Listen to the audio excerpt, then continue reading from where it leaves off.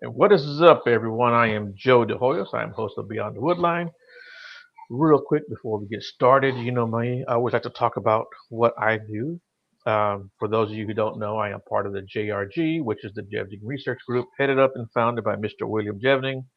This guy has had over 50 years of experience researching the creature we call Bigfoot or Sasquatch. He had an experience when he was like a teenager, and he knew Renee DeHenden and John Green, who are considered two of the pioneers in the Bigfoot world. Um, we have teams in Washington State, Oklahoma, Tennessee, New York State, Minnesota, Michigan, Florida, Maryland, West Virginia, and of course here in Texas, where I'm at. And I'm thinking New Mexico now. I think California too. We have a team there. Um, so if you guys are interested in learning or researching about this creature, let me know. We'd be happy to help you and that you help us, but we will vet you. We will vet anyone we set you up with also, if there's someone in your state. If there's not someone in your state that we have teams in, we network with a bunch of people. And so far, we haven't had any issues with anyone because, like I said, we will vet you, man. We don't just set people up with anyone crazy because there are some weirdos out there, unfortunately. So we ask you to do your homework too. Research the researcher. You know what I'm saying?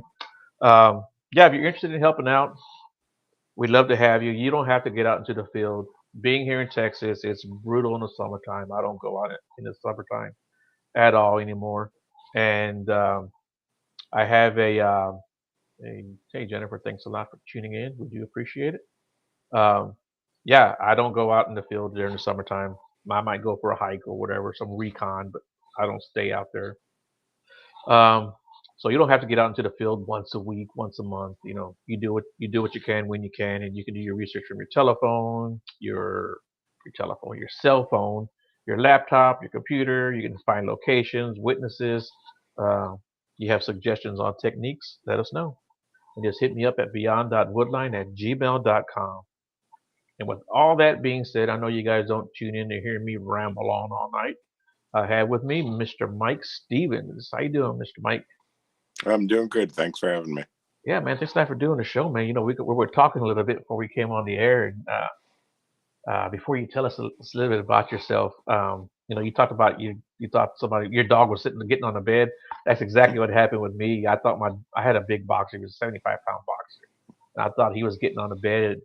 And when I felt the bed go down, I actually like sat up. I was like, "Gonna be like, get your ass off the bed," but there was nobody there. He certainly wasn't. Yeah. But yeah, real quick, man, why don't you tell us a little bit about yourself and what got you started into this crazy field that we're in? Yeah. So I'm involved in a little bit of everything. I've done the paranormal investigations. Avid uh, fan of cryptids. I don't do as much cryptid actual investigating as I should or would like to, but I'm more into the abduction research aspect of this field. And I run a group called Granite, which runs support groups and support services for anybody who's had any type of extraterrestrial encounter. And that basically stems from my own experiences. I've been a lifelong abductee ever since about the age of 3 or 4. There's some indication it could have started earlier, but from my earliest memories, what I can remember, my first experience started around the age of 3 or 4, and it's kind of been ongoing. And I never really had anybody to talk to or to help me with it.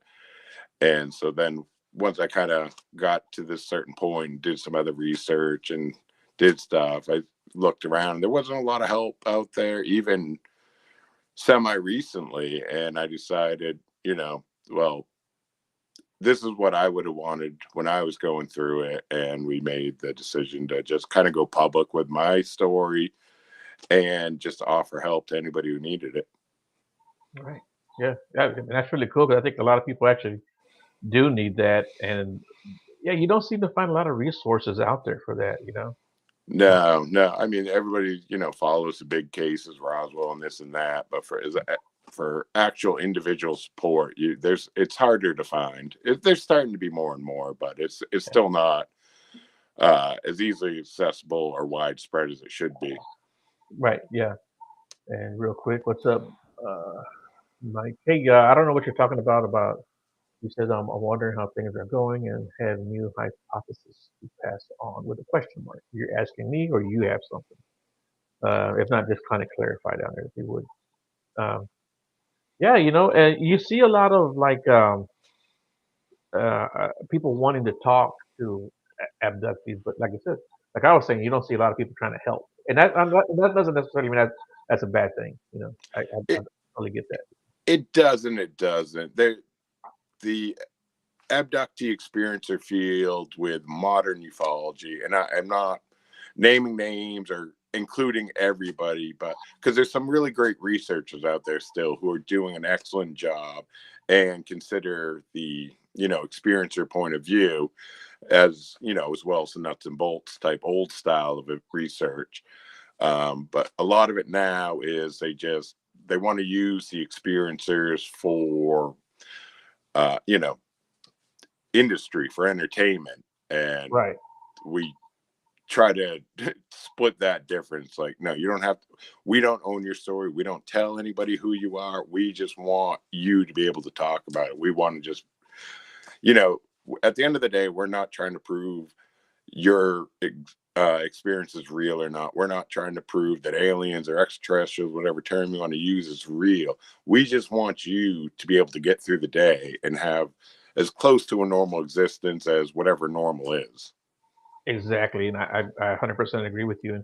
And I always like that approach when I talk about the Bigfoot stuff, right? If I have a Bigfoot guest on, I like letting people know that they're not alone, that they're not crazy, right? Um, and anyone that I talk to, I tell them, look, you don't have to come on the show. We can talk one on one, and that makes a big difference, to people. There's a guy local, just outside of Houston. He had an encounter that scared him, and it wasn't so much that I talked to him; it was the fact that I went to the location to go and see if I could find anything or see anything, right? And I didn't find anything, I didn't see anything, but that made him feel so much better knowing that I took my time to go out there to where he had his encounter. And he called Right. me up. He told me, he goes, man, he goes, I can't tell you how much I appreciate you going out there. That means a lot to me. So Yeah, yeah. and a lot of it's just being open with people, giving them somewhere to tell it. Outside of that, we run groups for experiencers, Mhm. and not only now do they get to meet other people who've had similar or even different experiences, they get to know that they're not crazy, they're not alone.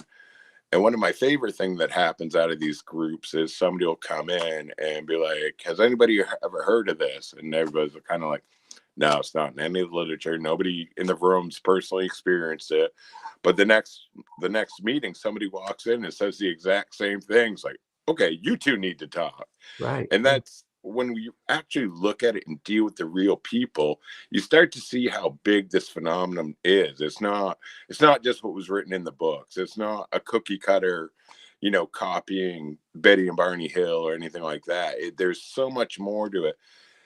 And the human aspect is what's really the biggest part to me. Mhm. That's the part that's overlooked by a lot of ufology or researchers, is you're not just an experiencer, an abductee when you're getting abducted. You have to live with this and try to do normal day stuff every day of your life while dealing with it, while there's nobody to talk to. And that's more of what we try to handle. We're more humanists than, UFO researchers. Right. So what are some of the similarities that you have found? Um, I know that's kind of a broad brush, right? But Yeah, it's a yeah. broad brush because it's a broad thing, and I try to stay away from the us them because Mhm. every human's different. Every Mhm. there's different people deal with different types of beings and have different encounters, and their own comfortability level, changes it. For somebody like me, if I see, because I've been through a lot, if I see two lights in the sky and move that in ways I know aren't a plane, I'm just like, it's not even worth talking about. But to Right. somebody else, that's life changing because they're not, like, it breaks their paradigm.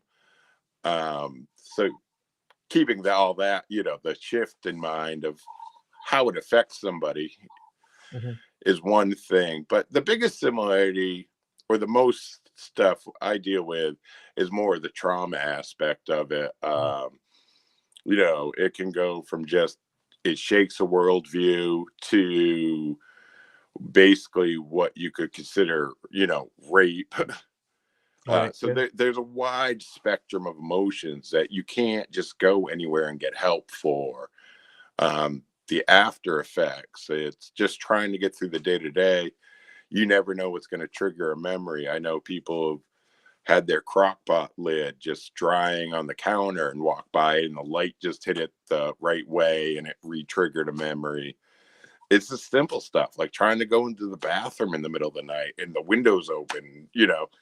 Sometimes it is a star, sometimes it's something else, but it doesn't matter what it is. It's the memory it triggers, and it's that part of it that we spend a lot of, and that's the bigger commonality. And even people who've had mostly positive experiences or only remember positive experiences, it's kind of, if you have a spirit encounter or a ghost encounter, depending on which word you like to use or your definition of what word each word means, there's an energy to it. And then when you deal with these beings, there's an energy to it too, but it's different. And so even people I've met who've had mostly positive experiences still have to go through some type of adjustment period, like physically, where their body and energies try to match energies for this experience. And that in itself is scary. So, Yeah. Yeah. I think at least what I see is people are pretty terrified after their experiences, right? And you talked about some people having, I guess, positive experiences. What is that like when someone comes back and they're like all happy about it? I guess you could say. I don't know. Or how would you describe it? it's so the way I look at my experience I found personally terrifying in situation. Looking back on them, I think they're for a better cause. So sometimes you have that mix where people are like, oh no, these things, and then you have people like, oh no, this is horrible, I'm never going to accept it, they can, I don't want this. Mhm. And then so that's kind of why I like the group meetings, because you get that mix where when done right, and there's no, people aren't allowed to fight and just whatever, you get to see both sides or all sides, and you can have a more in-depth conversation about what it means to everybody or what's happening as a whole, as compared to, oh, I have the good ones, you have the bad ones, and all that stuff. Mhm. Do you find that the good and bad experiences are they more with like different beings or ETs? It would seem so on some accounts, and other accounts not so much. Again, it comes down to the person and Right. what their belief system is. And I'm one of these people who believes in like star seeds, soul seeds, that you're actually, maybe not physically part of them, but so you might relate to one group visiting you better than another group. And so that's going to change across the board. Mm. But yeah, I mean, reptilians get a bad rap. But I also know people who have loved their experience with the reptilians. Mm. Grays generally get a bad rap, but they're not. They're just kind of always the middleman doing Yeah, the. I was gonna say that, right? They seem like they're pretty much just like even kill kind of beings, right? Yeah, Yeah, yeah. And it's right. I guess it would depend on the person too, because uh, some most people love horses, right? But there are people that don't want nothing to do with them. right, right. Yeah. Some people, they love dolphins. Some people don't want nothing to do with dolphins. So yeah. Yeah, so I think that it might be based on your interpretation of an interaction, or something inside of you that you might not know you have, or Mhm, a connection with one group compared to another. mhm. But yeah, so it ranges, and that's why I don't like anybody who comes out and says, hey, I got all the answers. If somebody says this how it is, I'm like, you're the first person I'm not going to listen to. If you say, hey, this is my experience, you can Right. say the exact same thing and I'll listen to you all day. Yeah. Yeah. Yeah. I'm like that pretty much with, in the Bigfoot world, or someone tells me. I one of the things I always say is I don't trust anyone who never says I don't know. Right, You right. know, yeah, yeah, yeah. So yeah, if you don't mind, and it's totally up to you if you want to talk about a little bit about your experiences and like when they started, and I'd like to know when it clicked in your head what was happening. Yeah, all right. Yeah, we can do that. So my first like physical memory of, and I say that only because I have had some hypnosis. So but we get to that or talk about that, I do like to try to separate it just for the listening audience that but this is like a real core memory. It didn't come from hypnosis. It's always been with me. I was about 3.5, maybe 4 years old. It's hard to tell. You don't really keep track of time at that age. Right. We're at my grandmother's house in southern New Hampshire, and there's some type of family gathering. Must have been like somebody's birthday or something, because like my aunts, uncles, extended family were all there. And the way my grandmother's house was set up, you'd come in up through the driveway, up through like a screened in porch, go into the kitchen, and then the dining room was connected right to it, but it was open. It wasn't like a separate room. And then off of that, in the back that overlooked the backyard, was like a 3-season porch where it just kind of overlooked the backyard and whatever. And as soon as I walked by that, I had this immediate calling, like, is this internal thing that I had to get outside. I had to go outside. I don't remember how I got outside, but the next thing I know, I found myself standing in the driveway. And when I got out there, my cousin was out there too. And she's like 6 months older than me. So the chance of one of us making it out past all those adults is pretty much almost null and void on a regular situation. The fact that two of us did is just astronomical.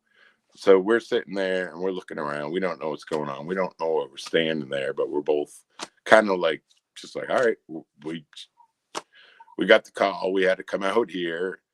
So we're standing there, and then my grandmother had a little bit of lawn, and then it went to a tree line or woods.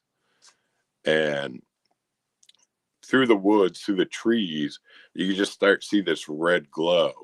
And so all you could really see was like the shadows of the tree trunks and stuff with this red glow behind it. And this red glow started coming up higher and higher through the trees until it finally broke the tree line. Um, when it finally broke the top of the trees, it that's where we could see there was this object, and it looked like your stereotypical UFO, kind of dome top, dome bottom, chromy, silvery color. It sat there for about a second and then started like floating its way. And I use the word floated, like it was almost like a paper airplane. There are no jets, there were no propulsion. It would just kind of started floating towards us. At the end of the driveway, there's like a big tree that we used to have a swing on and stuff. And so this thing just kind of made its way over to that, hung right on the side of it. And that's like when we got our first good close look at it. And there's like I said, it was kind of that classical UFO shape, but it had a row of lights around the middle of it, and they were flashing in like whites, soft blues, and it was just a soft strobe, but it wasn't like individual bulbs. It was more like a fluid, just a color change. And all of a sudden, we started really feeling like, when somebody's staring at you or like an animal staring at you, Right. kind of got to that situation. Like you could really feel like something's off, something's staring at something's. And right about when that hit, this light bar around the middle of it started going to like reds, oranges, and started going changing colors much faster. Like its intensity changed, the mood changed. But right when that happened, almost like when you open your car door at night, some type of interior light came on in this thing, and it revealed a row of windows above that light bar, and we couldn't make out any details.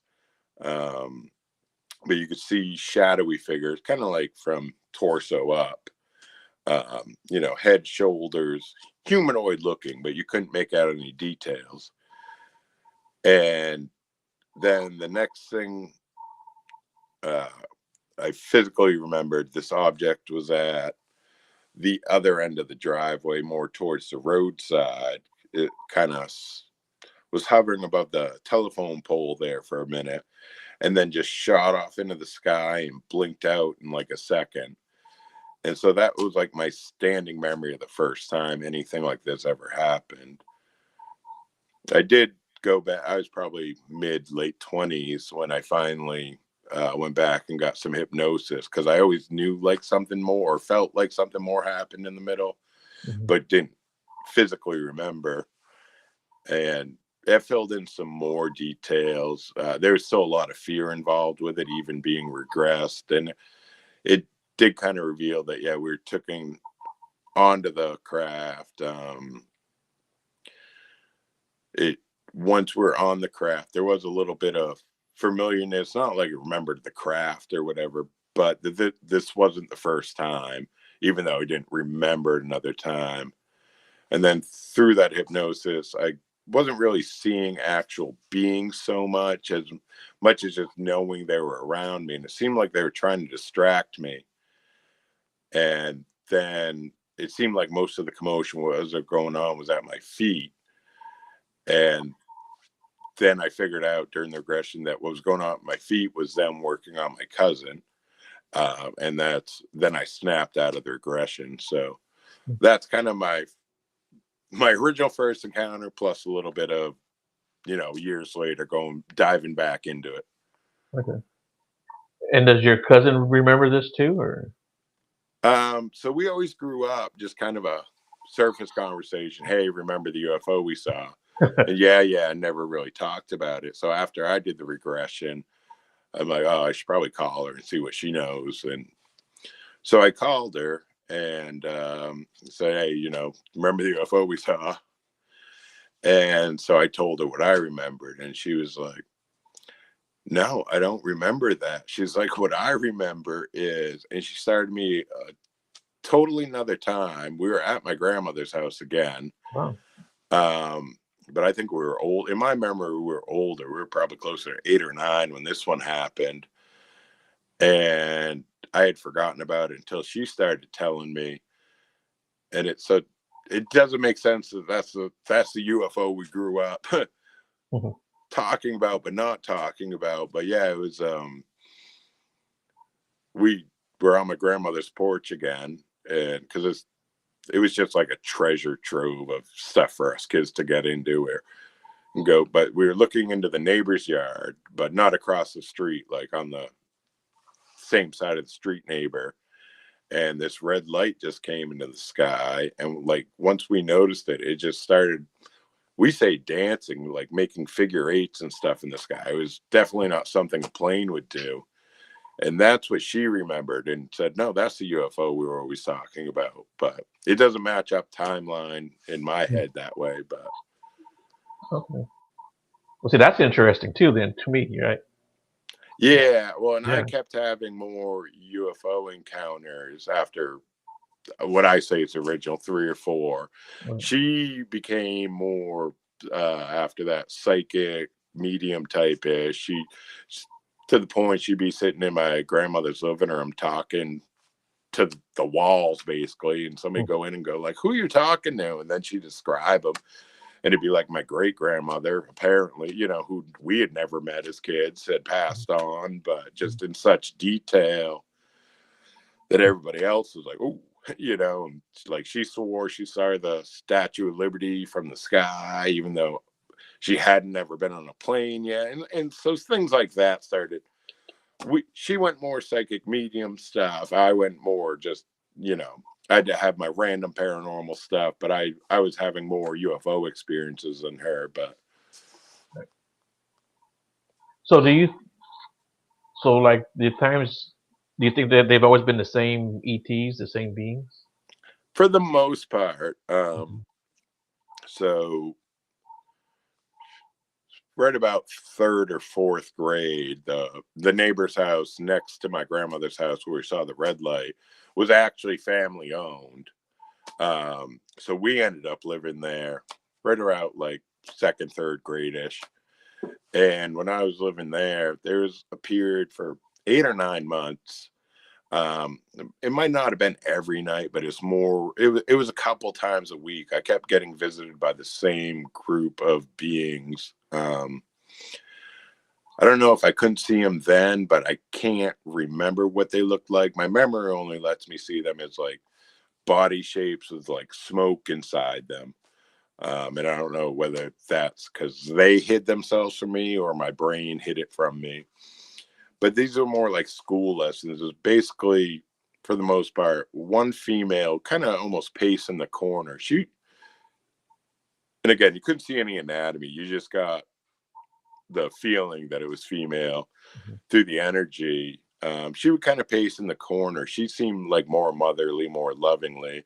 There were two males who would always be right at the bed.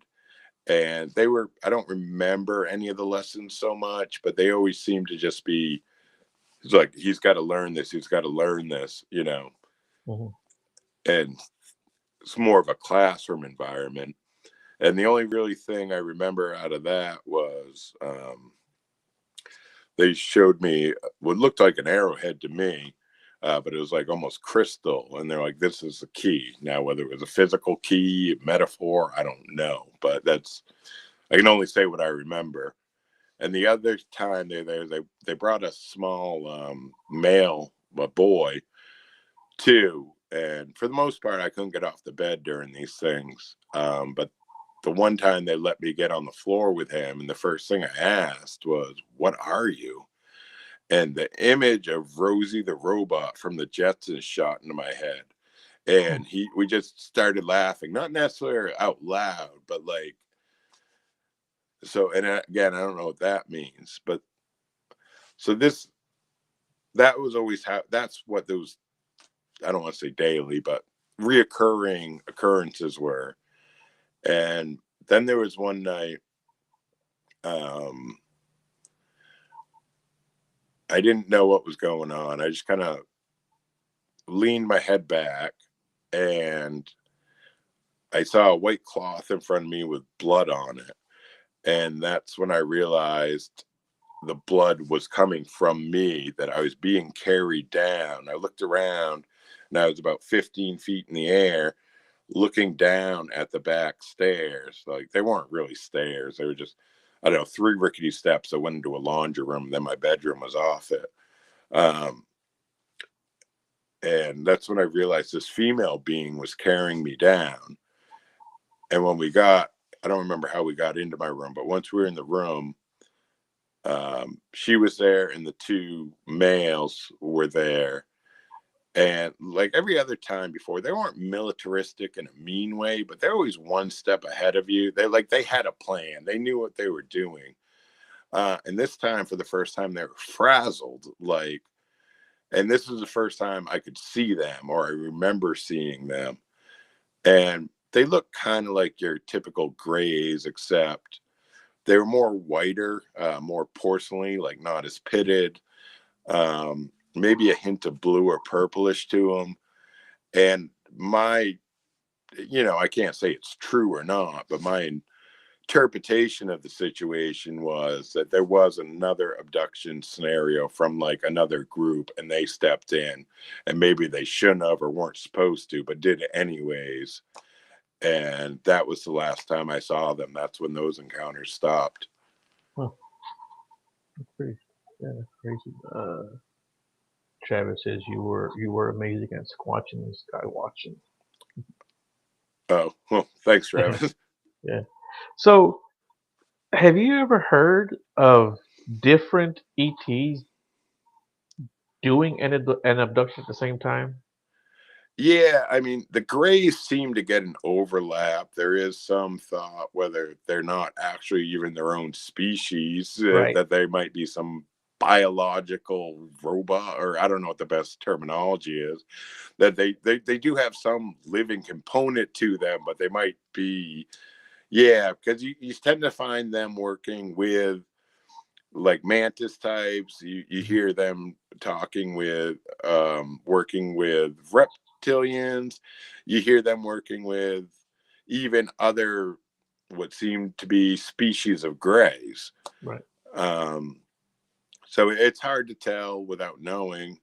I mean, it could, I don't know if it's like a butterfly thing, like, young ones start looking like this and then they, caterpillars to butterflies, or Mhm. tadpoles to frog, if there's some life cycle we don't understand, if Mhm. it is all one Right. thing or how it works.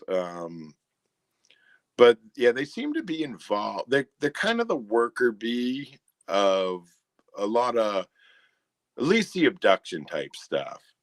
Mhm. Okay.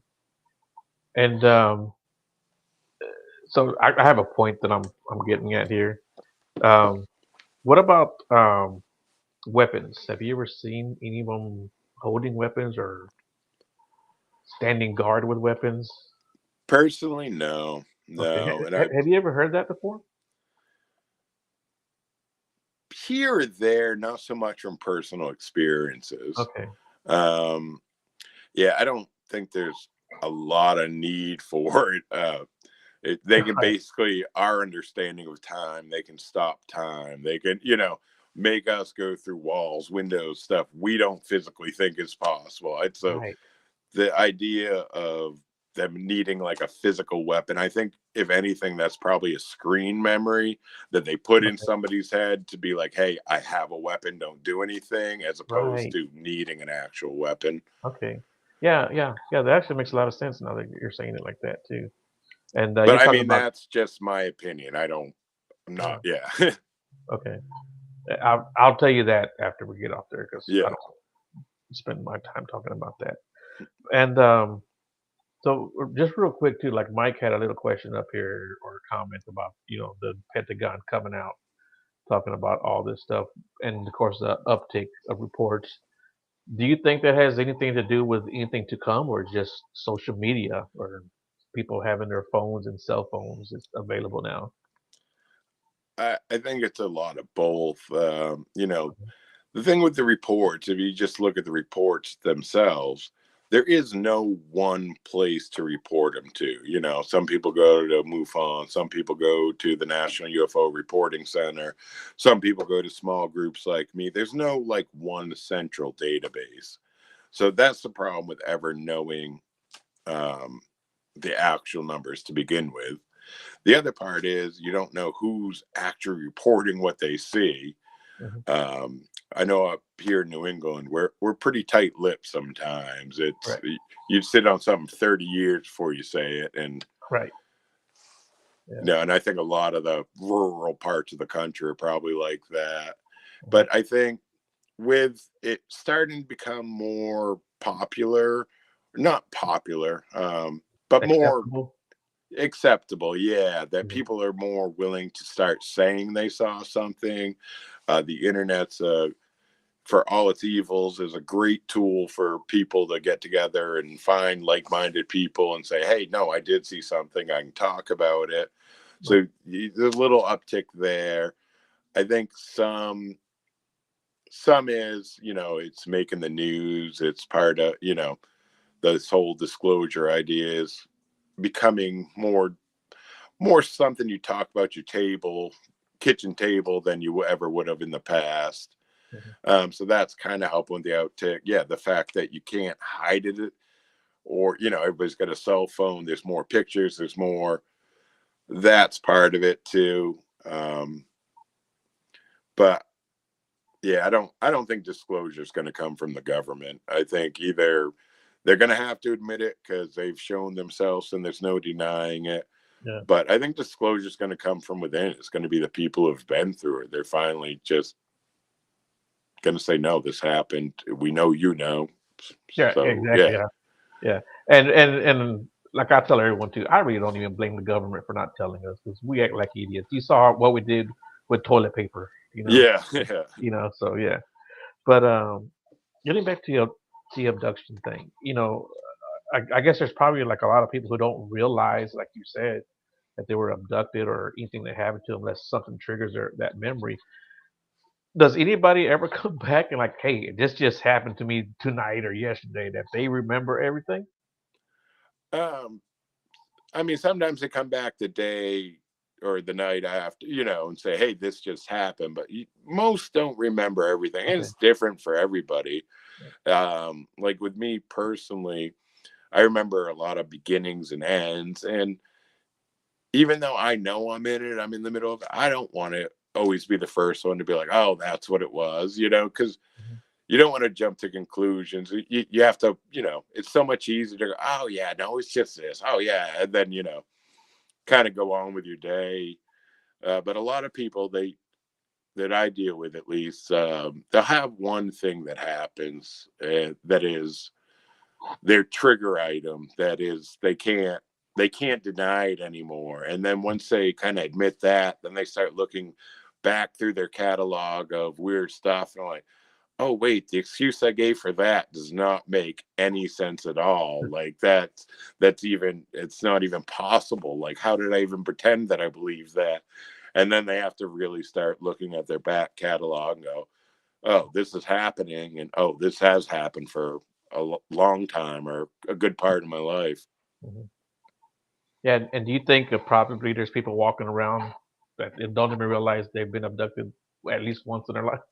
Oh yeah, yeah. Yeah. And I'm not saying everybody else has been abducted, but I'm Right. saying, yeah, there's definitely, I think the numbers are much higher than people realize because people just don't realize. And, it depends on your upbringing, what been conditioned you can and can't believe. Yeah. And yeah, I think there's probably a lot more people who have been and just either don't remember or refuse to admit that that could be a possibility for what happened. Yeah. Yeah. You know what? And that's very true too. Of course, me coming from the Bigfoot world, I've talked to people who were like, yeah, me and my uncle or me and my grandpa were hunting and we saw this creature, and the other one doesn't ever want to admit that's what they saw, or that's what happened to them. Yeah. But I had a guy, like I said, I live here in Houston and just up north, maybe a little over an hour drive, is a place called Huntsville, Texas. And there was a guy, I just talked to him, man, like last summer, and he was telling me that when he was a young kid, he's still a young kid, he's like in his 30s. Yeah, it's a young kid to me. But when he was like, 14, 15 years old or playing video games, and he said they used to go out on top of their the roof in the middle of the night and smoke cigarettes, and that's all they would smoke was cigarettes. He said they went up there to smoke a cigarette and they saw a green light in the sky. 4 hours later, they get off the roof and go finish playing their video games. You know, Yeah. you know. And he's like, I have no idea what happened with those 4 hours.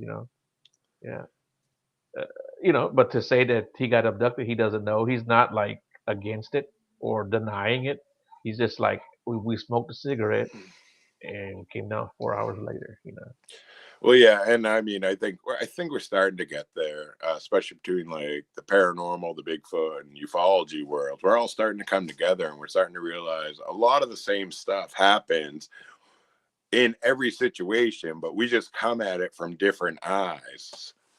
Yeah. But yeah, there's so much overlap between all of these fields that, yeah, no, sometimes it could just be a haunting, sometimes it could be an abduction, sometimes it could be a cryptid. Yeah. It's just we have to be able to look at the actual phenomena, not what lens we're looking at it through. Yeah. And that's what I tell everybody in the Bigfoot world too. Like, not every time you hear footsteps or voices or something gets thrown at you, it's a Bigfoot. It could be Right. paranormal, totally paranormal. Mike here again, he has another comment about. He says, I've seen reports on collusion between aliens and intergovernmental bodies to control information. Those that control information control the power. So, how much truth do you put into the collusion between aliens and government? Do you think these things are just doing what they want to do when they want to do them, or do you think that there is any kind of an agreement? I'm torn on this, Mhm. especially because I know some people are military and worked in multiple branches of military, and at a very common level, there is no means of communication, you Right. Yeah. know. Yeah.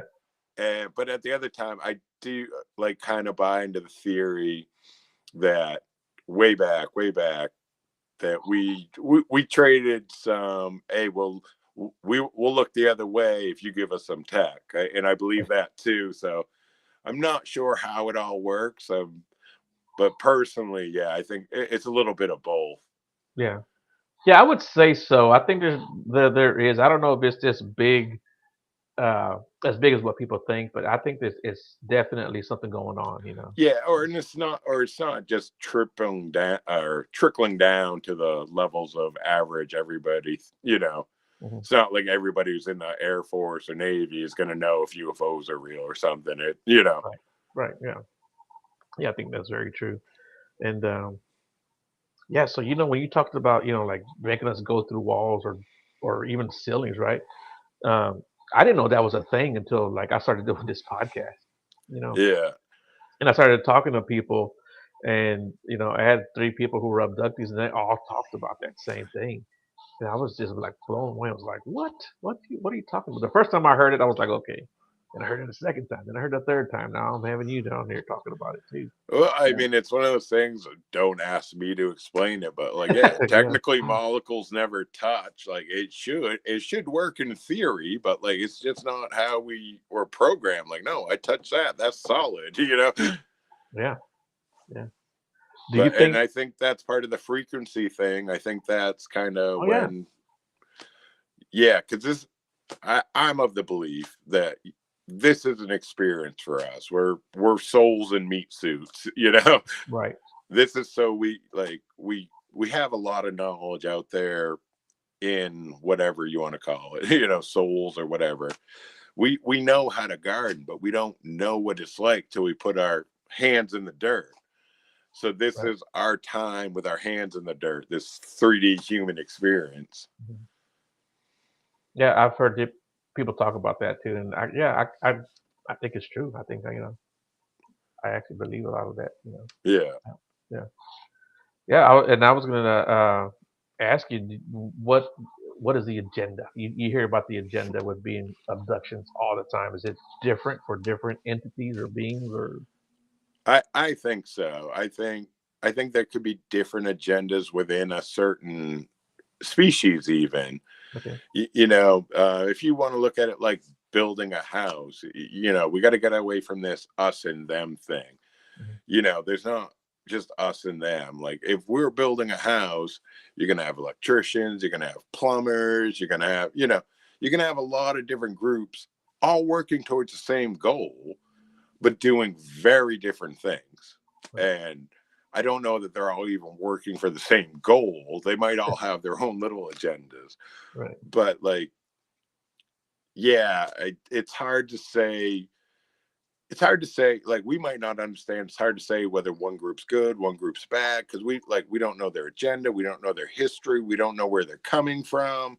Yeah. It's like we tag animals to try to save them, but they don't know what's going on. It Yeah. could be very similar to that, or they could just be, very not very nice things. And I think it's a mix of everything. And you know what? I think that was a good analogy about building the home. And yeah, and supposedly they should be doing the same thing, right? Or working towards that same goal. But you always got that one sneaky contractor who's going to bail out on you, right? Yeah, yeah. Yeah. Yeah. Yeah. Yeah. It's very good. Yeah. So what do you have going on right now? Do you have any? Do you do like paracons or I don't know? Yeah. So Yeah.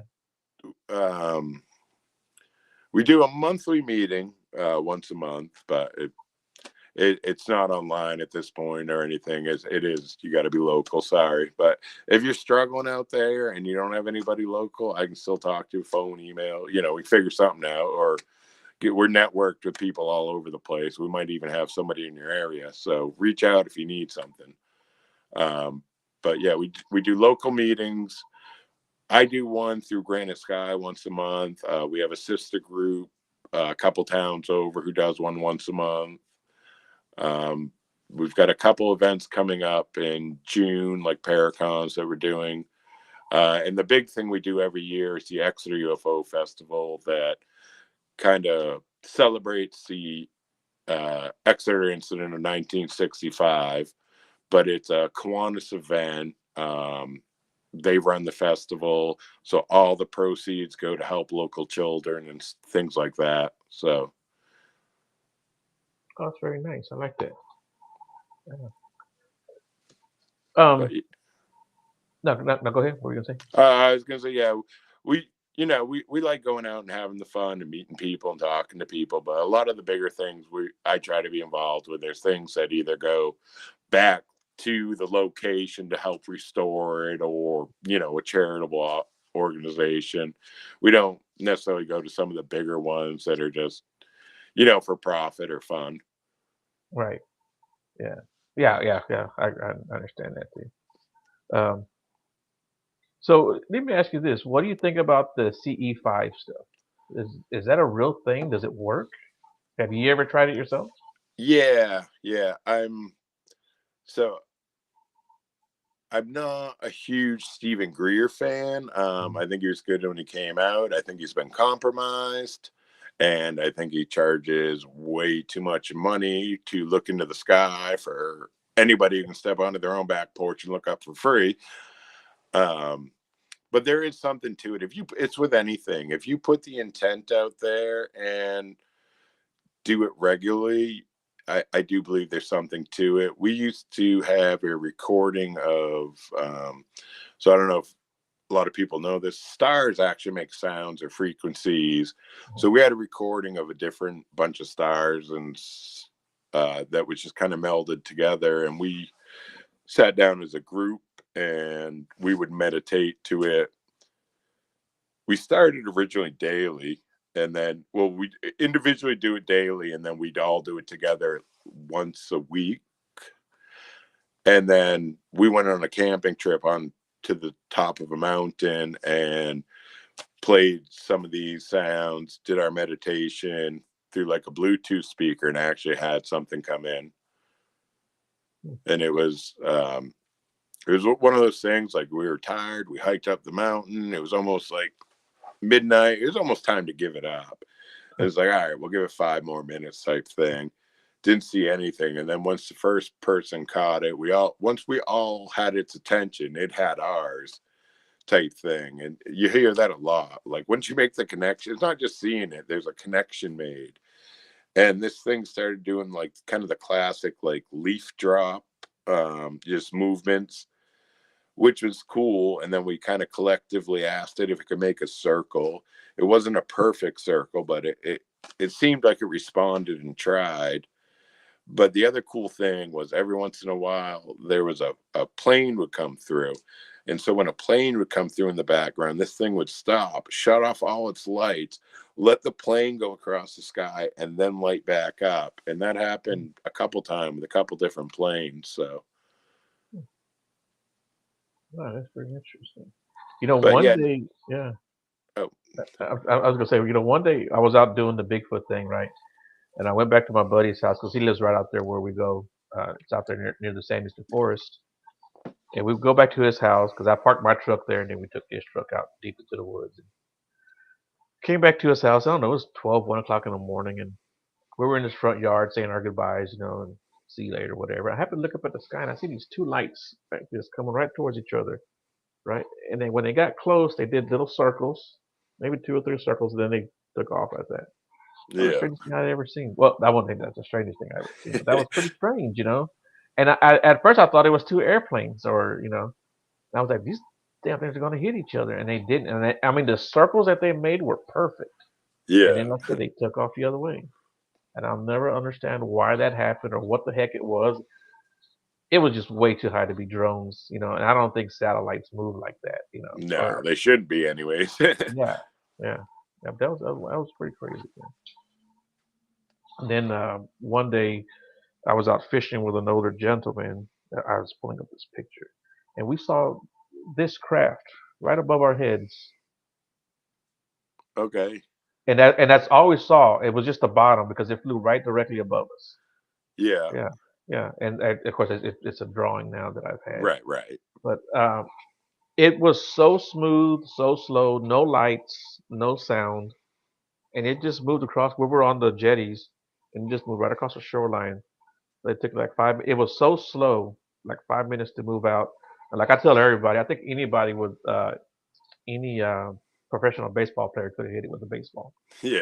Yeah, yeah. It was just strange, and but we didn't have any missing time or anything crazy happen to us. But Well, yeah, yeah, no, and like, and I've seen stuff, and I've sat there and I go, oh, that's satellite, and then last second it splits into two objects, and it's like, yeah, oh, but that's the thing, like people think, once you're an experiencer and abductee, like we don't automatically think every light in the sky is a UFO. We don't want it to be, like more so than you don't. you know, yeah, we really don't like because like we wish we were crazy. There's a pill for crazy. We're stuck with this being our reality. And but yeah, people got kind of think like, oh, you guys just think every light in the sky is a UFO. It's like, no, we probably break it down a lot harder than most of you do because we don't want it to be real. right, yeah. And I think like once a month, somebody will see the what's that Starlink? Oh, the Starlink, yeah. Yeah, at least once a month, someone sees it and posts it. And like, what the hell is this? Yeah, Yeah, and that's a double-edged sword because it's one of those things. Yes, that is out there. That is what you saw. Doesn't mean you couldn't see the UFO with that in the background or part of it. So you have to listen to everybody still, or see what everybody's saying. But yeah, it's probably going to count for 95% of the cases. But you have to, if there's a real one in that 5%, you still got to listen. yeah, exactly. And one question I did want to ask you is, what did you think about the Las Vegas incident? The Battle of L.A. No, the Las Vegas. So what was it, last summer where the family in Las Vegas, or right Oh, outside of? oh, yes. Well, at first I saw that and I was like, I don't know. And then I saw some more of the video and I was like, I don't know. These guys don't seem to have any emotion in their voice when they're talking about this. Like they seemed like they were just reading it off a script. So I was like, I don't know if I believe in this. And then the Miami thing happened, which was almost very similar, depending on which accounts you want to listen to. And I'm like, maybe something's happening. I don't know. Yeah, Um, it's hard to say. For me, if I'm not there, can't put my own eyes on, I can't say yes or no one way or the other. But yeah, no, I didn't have a lot of faith in that one at first, but I'm starting to gain some traction. Whether it's a real thing or not, I still don't know. But mhm, I'm beginning to think they might have seen something, and yeah, that might mean we're getting closer into this, Project Blue Beam type stuff too. right. Yeah, I But kind of, I'm leaning more towards that is true. The one in Miami, I don't know. I yeah, don't it's a know. weird one. Yeah, because the guy, or at least one of the guys that I saw talking, he straight up looked like he was reading a script, you know. And so I don't know about that one, but But yeah, then it was right after that, like 2 days after, something happened in Texas, I believe. But then somebody kind of mentioned it, but there was no video. There was no, like, you couldn't find anything after. So that's when I was like, all right, is something going on or isn't there? I don't know. Desertion is, what I tell everybody. I don't dislike somebody because I don't dislike somebody, or right, don't like somebody because I do. If what they're saying resonates with you, go with it. right, yeah. I don't have all the answers. I'm trying to figure this out myself. The only case I'm an expert on is my own. I don't know half of that one. So, Right, yeah. You're still trying to find out what happened to you, right? You still got yeah. more questions than answers, I think. No, Yeah, and that's kind of what I love about all these fields. It would be nice to know the answer someday, but I do kind of like the Scooby Doo mystery of it. Like yeah, just chasing it's so much fun. yeah. So, what advice would you have for people who are struggling with this? Being an abductee. I know it depends on your family situation because I know abductees who can't even say anything within their own family.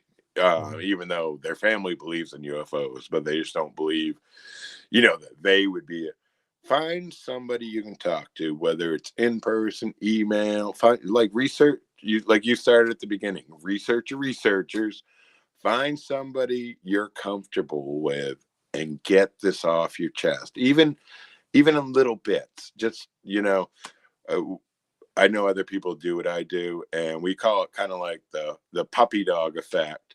They get so they say one little thing because they've held it in for so long, and then they're like, "Oh, I can talk about this," and then they're like, "Yeah, and Yeah. they spill everything because they've been holding it in for so long, and then there's like weeks or months of silence because they're, "Oh, did I say too much? This person's gonna think I'm crazy." It's like, no, still here. Not Yeah. even the craziest person I've talked to this week. So, Cool. but yeah, no, get it out. Get it out. Find somebody you can trust. Or if you really think, it's not as bad as it used to be, but it is still out there, especially if you're in a high profile, uh, you know, position or something at work. Write it Right. down somewhere. Get it out of your system somewhere and just leave the information for somebody at some point where they can see what's going on. But for the most part, no, just find somebody you trust and talk to somebody. Even if it's in circles and you're using half truths or, metaphors, but get it Yeah. out because yeah, you need to talk to somebody. Yeah. Yeah. Yeah. And sometimes you can kind of give little hints and fill somebody out before you give Yeah. them all the. Yeah. And that's kind of the best part about everything, kind of like, oh, UFOs being in the news and congressional hearings and stuff. You can kind of just be like, oh, did you hear about that? What do you think about it? And kind of feel somebody out. Yeah. Yeah. So I think that'll be the helpful part of that for people getting to get out there and share their stories. But And why don't you give people your information? Anything you want to give out, websites, contacts, whatever you're comfortable with. oh yeah, yeah. So the website is granitesky.org. Um, What is that exactly? What do y'all guys do there? that's just my web page for the group. You can it's got my contact information on it. You can reach out for services, like get a hold of me so when the group meetings are. If you're not comfortable in a group, I'll meet with you one on one or talk with you one on one. That's the other thing people don't realize. Like, this affects the whole family system when somebody's an abductee, especially if not everybody's abducted.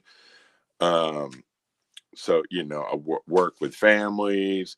It's just got basically anything you can need and we can offer is listed there, and it's all for free. It's not one of those things. There's not any prices because if you got to ask, too expensive. There's no. We do this all free because we think it's the right thing to do. This is a passion, not a job. But that's basically what's on there on the website.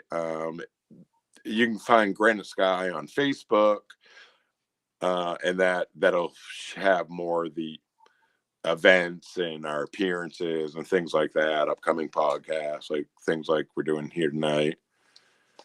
And but other than that, yeah, that's another great way to reach me. And then the only other thing would be if you're interested in more of my story, you could go to Amazon and find Granite Skies, which is the book about my stories written by the great Maine author Nomar Slevik. Nice, nice. Well, I hope everyone goes there and check out his book, man. Do that. And Mike, anything you got that you want to promote, man, tag me in it or put it on my page or whatever. Man, feel free. Yeah, I'll no, definitely see it. it's been great getting to know you. Yeah, great getting to know you too. And with that being said, I know it's getting late where you're at, and I do appreciate you coming on. And any last words you want? um, yeah, just keep your feet on the ground, eyes in the sky, and thanks for watching or listening. Yeah, guys. Yeah, thanks everybody in the chat. There was a lot of good stuff going on. I usually put you guys on, but Mike Mike's a great guest. So yeah, hold on real quick, Mike. I got something for you. And Yep. everyone else, my next show is next Tuesday. I've got a paranormal group coming in. from Canada. I'm going to be hanging out with them the next few days, and so Monday I won't have a show, but Tuesday I will. So tune in Tuesday, guys. And you guys have a great night, and